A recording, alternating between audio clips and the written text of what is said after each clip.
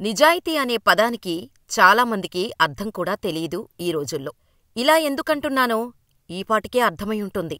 కాని ఈ రోజుల్లో ఆ నిజాయితీతో వందలు కాదు, వేలు కాదు, ఏకంగా ₹1,00,00,000 తృణప్రాయంగా వదిలేసుకున్నాడు ఇప్పుడు మీరు చూస్తున్న ఈ 45 ఏళ్ల వ్యక్తి. ఈయన పేరు సుధాకరన్. కుటుంబంలో 6 సభ్యులు. ఒకరు వికలాంగులు. రోజంతా కష్టపడితే నెలకు వచ్చేది 10,000. ఎవరైనా ఛాన్స్ దొరికితే అస్సలు వదులుకోరు. కాని సుధాకరన్ స్టోరీ మాత్రం వేరు. అసలు ఆ ₹1,00,00,000 కథేంటో తెలుసుకోవాలంటే దానికి ముందు సుధాకరన్ కథ తెలుసుకోవాలి. దాని ముందు చిన్న రిక్వెస్ట్. ఈ రియల్ లైఫ్ స్టోరీ చాలా ఇంట్రెస్టింగ్గా ఉంటుంది కాబట్టి వీడియో ఎక్కడా స్కిప్ చేయకుండా చూడండి. అలాగే చివర్లో ఈ వీడియోపై మీ అభిప్రాయాన్ని మాకు కామెంట్ చేయటం మాత్రం అస్సలు మర్చిపోవద్దు. కె. సుధాకరన్. ఈయన పెద్ద కోటీశ్వరుడు కాదు. అంతగా ఆస్తులు కూడా లేవు. రోజంతా కష్టపడితే కాని అతని కుటుంబం బ్రతకలేదు.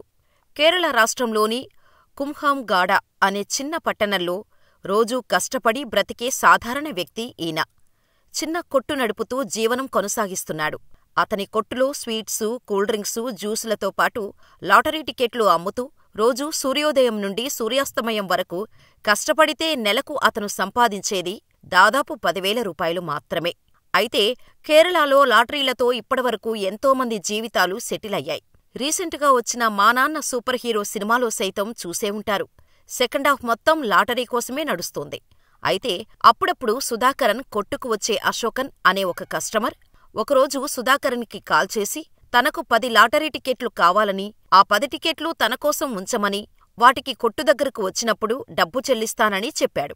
దాంతో సుధాకరన్ అతను కోరినట్టుగానే 10 టికెట్లు తీసి అతనికోసం పక్కన పెట్టేశాడు. మిగతా టికెట్లన్నీ అమ్మేశాడు. అలా కొన్ని రోజులు గడిచిపోయాయి. అశోకన్ వస్తే టికెట్లు అప్పజెప్పాలని సుధాకరన్ చూస్తూ ఉన్నాడు. కాని అశోకన్ ఆ మధ్యలో సుధాకరన్ కొట్టుకు రాలేదు. ఆ తీసిన టికెట్లకు చెల్లించాల్సిన డబ్బూ చెల్లించలేదు. అంతెందుకు, అశోకనికి ఆ టికెట్లు ఏవో వాటి నెంబర్సేంటో కూడా తెలియదు.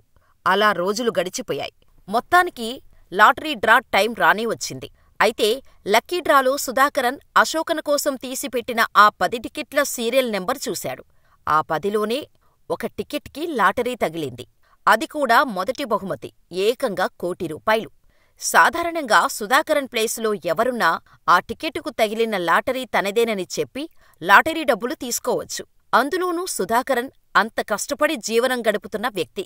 అతని ప్లేసులో సుధాకరన్ తప్ప ఇంకో ఏ వ్యక్తి ఉన్నా ఆ లాటరీని అస్సలు వదులుకోరు. ఎందుకంటే ఆ టికెట్లు ఉంచమని చెప్పిన ఆ వ్యక్తికి వాటి నెంబర్స్ తెలియవు. అతనికి ఆ టికెట్ల డబ్బు కూడా చెల్లించలేదు. అయితే సుధాకర్ మాత్రం తన దగ్గర అశోకన్ కోసం తీసిపెట్టిన టికెట్లకు లాటరీ తగిలింది అని తెలియగానే మరో ఆలోచన లేకుండా వెంటనే అశోకన్కి కాల్ చేసి లాటరీ విషయం చెప్పాడు. సుధాకరన్ చెప్పిన న్యూస్ విని అశోకన్ నోట్లో మాటలు రాలేదు. నిజంగా చెప్పాలంటే అప్పటివరకు, అంటే సుధాకరన్ లాటరీ గురించి చెప్పేవరకు వాటి విషయమే మర్చిపోయాడు అశోకన్. ఇక తర్వాత నేరుగా లాటరీ గెలిచిన టికెట్టును తీసుకెళ్లి అశోకన్కి అప్పగించాడు సుధాకరన్. ఈ విషయం తెలుసుకున్న చుట్టాలు, తోటి స్నేహితులు, తెలిసినవాళ్లు, తెలియనివాళ్లు ప్రతి ఒక్కరూ సుధాకరన్ చేసింది తెలివితక్కువ పని అంటూ తిట్టారు. నీ పరిస్థితి చూసుకున్నావా అని నోటికొచ్చినట్టు మాట్లాడారు. కాని సుధాకరన్ మాత్రం ఒక్కటే చెప్పాడు, ఆ టికెట్లు ఆ రోజు అశోక్ చెప్పడంతో తీసి పక్కన పెట్టాను. అయితే వాటికి సంబంధించి లాటరీ తగిలినా తగలకపోయినా పూర్తి బాధ్యత తనదే. ఎవ్వరికీ తెలీదు కదా అని అలా అనుకొని నేను ఆ లాటరీ డబ్బులను దోచుకోలేను. ఎందుకంటే ఎవ్వరికి తెలిసినా తెలియకపోయినా ఆ విషయం నా మనస్సాక్షికి తెలుసుగా అని చెప్పుకొచ్చాడు. అసలు సుధాకరన్ ఇంత నిజాయితీగా ఉండటానికి కారణమేంటో తెలుసా? ఆయన తండ్రి ఎప్పుడూ సుధాకరన్తో ఒక విషయం చెబుతూ ఉండేవాడు. నీకు అవసరముంటే ఎవ్వరినైనా ఏదైనా అడగొచ్చు. కాని ఎప్పుడూ ఇతరులకు చెందినదాన్ని మనం సొంతం చేసుకోకూడదు. ఎందుకంటే ఇతరులకు సంబంధించినది ఏదైనా అది వారి హక్కు. మనం వారి హక్కును లాక్కోకూడదు అని చెప్పేవాడట. అందుకే నా తండ్రి నేర్పించిన విలువలు నాకు గట్టి మార్గదర్శకాలు అని చెబుతున్నారు సుధాకరన్. కేవలం లాటరీ విషయం మాత్రమే కాదు, సుధాకరన్ నిజాయితీ గురించి మాట్లాడుకుంటే అతని గురించి తెలిసిన ప్రతి వ్యక్తి ఒక్కో కొత్త కథ చెబుతారు. అయితే లాటరీ విషయం జరిగిన కొద్ది రోజుల తర్వాత ఒకసారి సుధాకరన్ మళ్లీ వార్తల్లోకి వచ్చాడు. ఎందుకంటే సుధాకరన్ ఓ రోజు ట్రైన్లో ప్రయాణిస్తున్న సమయంలో ఆయనకు ఒక బంగారు గొలుసు దొరికింది. కాని సుధాకరన్ మాత్రం అందరిలా దాన్ని నొక్కేయకుండా వెంటనే దానిని పోలీసులకు అప్పగించి ఆ గొలుసు యజమాని ఎవరో కనుక్కోవడంలో సహాయపడి మరీ వారి గొలుసును వాళ్లకు అందజేశాడు.